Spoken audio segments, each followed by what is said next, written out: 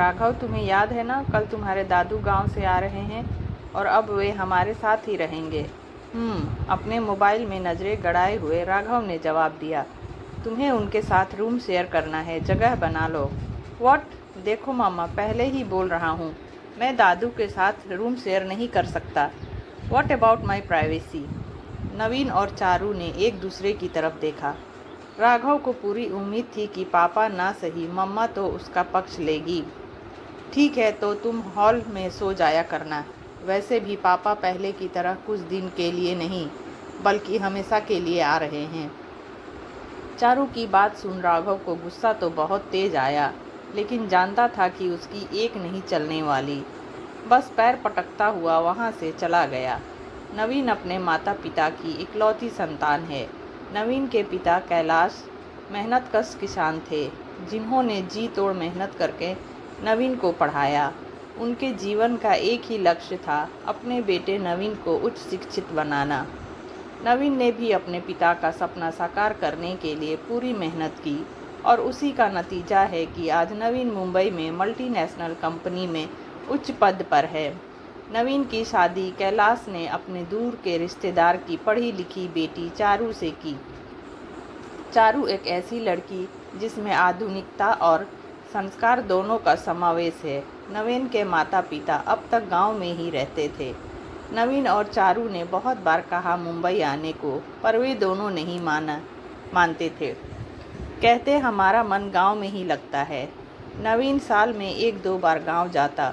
वे लोग भी मुंबई जाते तो थे, पर ज़्यादा समय नहीं रुकते। नवीन ने अपने माता पिता के लिए गांव में हर सुख सुविधा का इंतजाम कर दिया था। कोई दिन नहीं जाता जब वे और चारू वीडियो कॉल पर उनसे बात ना करते हों। एक बेटे के जो फर्ज होते हैं उन्हें नवीन बखूबी निभा रहा था। पिछले महीने नवीन की माँ रात को जो सोई तो फिर सुबह उठी ही नहीं। नवीन चारू पहली फ्लाइट से गांव पहुँचे। पत्थर बने कैलाश बेटे का स्नेह स्पर्श पाकर फूट फूट कर रो पड़े। पिता को छोटे बच्चे की तरह अपनी बाहों में भर नवीन ने कलेजे से लगा लिया। नवीन, तेरी माँ चली गई, कपकपाती आवाज़ में इतना बोल अपनी पत्नी के पार्थिव शरीर की ओर देखने लगे। गहरे सदमे में थे।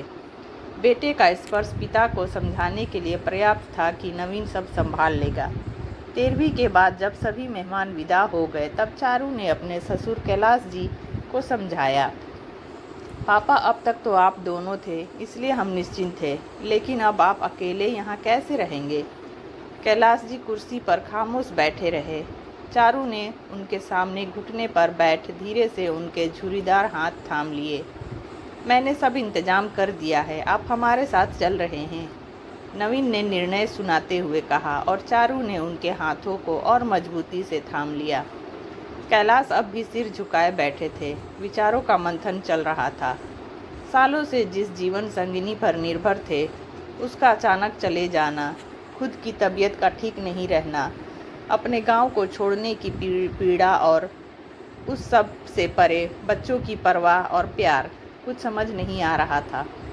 थोड़ी देर कुछ सोचते रहे, फिर चारू से सिर पर हाथ रख कर बोले, ठीक है, लेकिन अभी तुम दोनों जाओ, मैं अगले महीने आ जाऊंगा।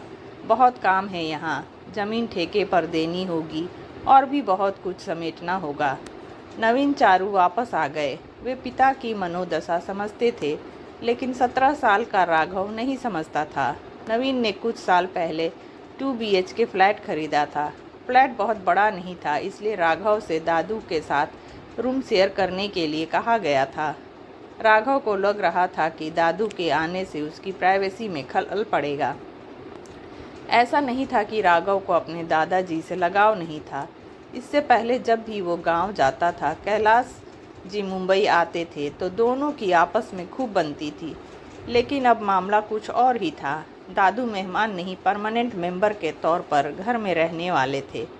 अगले दिन कैलाश आ गए तो, लेकिन उनके मन में अब भी एक संकोच था कि अब मुझे बच्चों के घर में रहना है। चारू ने उनका सामान राघव के कमरे में लगा दिया। राघव मन ही मन दादू के आने से नाखुश था, मगर मम्मी पापा के सामने कुछ कहने की हिम्मत नहीं कर सकता था। जानता था कि नवीन अपने पिता को कितना प्यार करते हैं।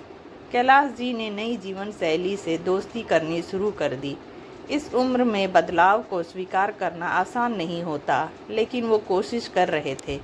इतने बरसों की अपनी बोलचाल और आदतों को पूरी तरह नहीं बदला जा सकता था। ये बात नवीन और चारू तो समझते थे, लेकिन राघव के हिसाब से दादाजी उनकी सोसाइटी में अनफिट थे। चारू कैलाश जी का पूरा ध्यान रखती, समय पर परहेज का खाना, दवाई, शाम को अपने साथी घुमाने सोसाइटी के पार्क में ले जाती, जहाँ कैलाश जी के कुछ हम उम्र लोगों से दोस्ती होने लगी। वह सुबह को अपने इन दोस्तों के साथ योगा करते और शाम को सैर के बाद कुछ वक्त मंदिर में बिताते। शुरू में उन्हें लिफ्ट में अकेले जाते घबराहट होती थी। चारू ने उन्हें अच्छी तरह समझाया और अकेले जाने के लिए मोटिवेट किया। पापा आप जाइए, मैं यहीं लिफ्ट के बाहर खड़ी हूँ, कोई परेशानी आने पर आप मुझे कॉल कर देना। कैलाश पहली बार स्कूल जाते बच्चे की तरह घबरा रहे थे। जैसे ही लिफ्ट से बाहर निकले, सामने नवीन खड़ा था। कैलाश के चेहरे की खुशी और आत्मविश्वास देख गले लग गया। पापा आज तो आपके लिए हलवा बनाना लाजमी है। सच्ची तू मुझे हलवा खाने देगा? बिल्कुल पापा, लेकिन ज़्यादा नहीं। कैलाश अब संतुष्ट थे। उनके मन का शंका लगभग खत्म हो गई थी। राघव के व्यवहार को अच्छी तरह समझते थे, बस उसका बचपना मान अनदेखा कर देते। राघव हर वक्त चिड़चिड़ाता रहता। वो अपने दादाजी को घर में स्वीकार नहीं कर पा रहा था, या शायद करना नहीं चाहता था। उस दिन संडे था। नवीन और चारू को किसी के यहाँ लंच पर जाना था। जाने से पहले चारू ने कैलाश और राघव दोनों के लिए खाना बनाकर रख दिया था। राघव, हम लंच के लिए जा रहे हैं। तुम्हारा और दादू का खाना मैंने बना दिया है। दादू 2 बजे खाना खाते हैं। माइक्रोवेव में गर्म करके उन्हें खाना खिला देना। दवाई लेनी होती है पापा को। ठीक है मम्मा, राघव ने लापरवाही से जवाब दिया और मोबाइल में व्यस्त हो गया। कैलाश गीता का पाठ कर रहे थे और राघव अपने दोस्तों के साथ ऑनलाइन गेम खेल रहा था। आज बिना किसी रोक टोक के खेलते हुए उसे वक्त का होश ही नहीं था। 2 बजे के करीब कैलाश जी को भूख लगी। उठकर देखा तो राघव हेडफोन लगाए मोबाइल में बिजी था। इतना बिजी कि उसे दादू की आवाज़ तक सुनाई नहीं दी। कैलाश जी वापस अपने बिस्तर पर जा लेटे। भूख लग रही थी, साथ ही समय पर दवा भी लेनी थी। मन में आया कि खुद ही खाना लगा ले, लेकिन उन्होंने कभी माइक्रोवेव में खाना गर्म नहीं किया था, इसलिए हिचक रहे थे। 3:30 बज गए और राघव अब भी मोबाइल में लगा हुआ था। अब भूख बर्दाश्त से बाहर थी। कैलाश जी उठकर रसोई में गए। कांच की एक बाउल में दाल थी, दूसरे में गोभी मटर की सब्जी। सोचा सिर्फ दाल से रोटी खा लेता हूँ, गरम करने के लिए तो सोचा ही नहीं।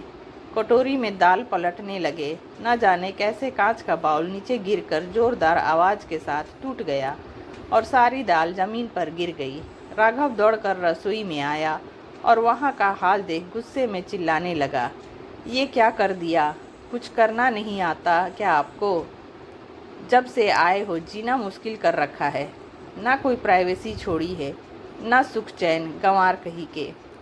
कैलाश अपराधी से खड़े थे। दाल गिरने से वो घबरा गए थे। ऊपर से राघव का चिल्लाना।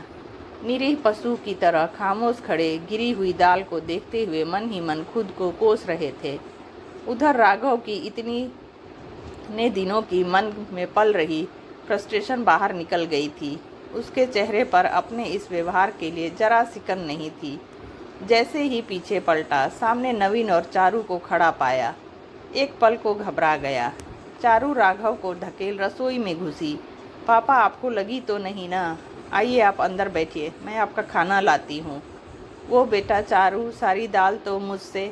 घबराए और अपमानित कैलाश ठीक से अपनी बात कह भी नहीं पा रहे थे। कोई बात नहीं पापा, सब्जी रखी है, मैं उसे गर्म करके आपके लिए खाना लाती हूँ। चारू ने खाना लगाकर पहले कैलाश जी को खाना दिया और उसके बाद रसोई समेटी। नवीन बिल्कुल खामोश था और चारू ने भी राघव को कुछ नहीं कहा, इसलिए राघव को लग रहा था कि बात खत्म हो चुकी। घर में अजीब सी खामोशी पसरी हुई थी। हर किसी के मन में अलग अलग विचार चल रहे थे। रात को डाइनिंग टेबल पर जब सब इकट्ठे हुए, चारू कैलाश जी को नॉर्मल फील कराने की पूरी कोशिश कर रही थी। कुछ देर बाद नवीन बोला, राघव तुम कल गांव जा रहे हो। तुम्हारे स्कूल 1 महीने बाद खुलेगी।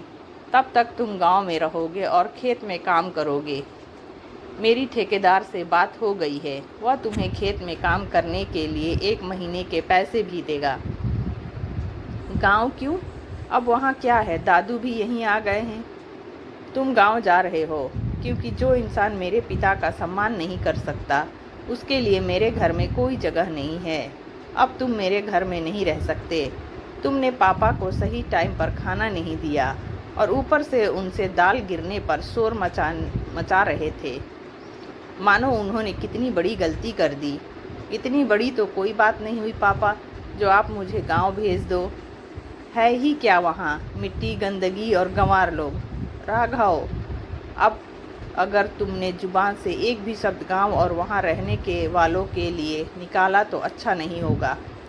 अब तक शांति से बात करते नवीन ने गुस्से से तिल मिलाते हुए कहा, जिस आदमी को आज तुमने अपमानित किया है वो मेरे पिता हैं, जिन्हें तुम गंवार बता रहे थे। उन्हीं की बदौलत आज यहाँ डाइनिंग टेबल पर बैठ एसी की ठंडक में पेट भर खाना खा रहे हो। तुम्हारे महंगे स्कूल की फीस जा रही है, तुम्हारे शौक पूरे हो रहे हैं। बस कर नवीन, बच्चा है वो, हो गई गलती, जाने दे बेटा। जाने दूँ? नहीं पापा, अब इतना छोटा नहीं रहा ये। रही बात गलती की तो इसने अपनी गलती लग ही कहाँ रही है। इसके हिसाब से इसने कुछ गलत नहीं किया। परिवार के सबसे बड़े सदस्य पर चिल्लाकर, मेरे पापा से ऊंचे आवाज़ में बात करके, उन्हें गंवार कहकर भी इसने कोई गलती नहीं की है। राघव, जिन्हें तुमने आज गंवार कहा है ना, उनके पैर की धूल भी नहीं हो तुम। मैंने देखा है अपने पापा को मेहनत करते, एक एक पैसा जोड़ मुझे पढ़ाते हुए। कोल्हू की बैल की तरह लगे रहते थे पापा। सिर्फ एक ही धुन थी कि मेरा बेटा पढ़ ले, और आज वही बेटा अपने पिता का अपमान बर्दाश्त कर लेगा। ये तुमने सोच भी कैसे लिया? चारू बिल्कुल खामोश बैठी थी। उसके हाव भाव से साफ पता चल रहा था कि वो नवीन से सहमत है। शायद यह फैसला दोनों ने मिलकर ही लिया था। ये घर मैंने बनाया है, लेकिन इसकी नींव का पत्थर मेरे पापा हैं।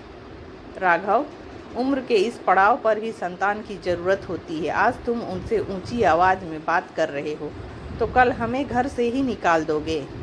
खाना खाकर पैकिंग कर लेना, मैंने ट्रेन की टिकट करवा दिए हैं। तो दोस्तों, यह दिल को छू लेने वाली कहानी आपको कैसी लगी? अच्छी लगी हो तो लाइक, शेयर और सब्सक्राइब करना ना भूलें और कमेंट्स में हमें ज़रूर लिख कर बताएं। तो मिलते हैं नेक्स्ट वीडियो में।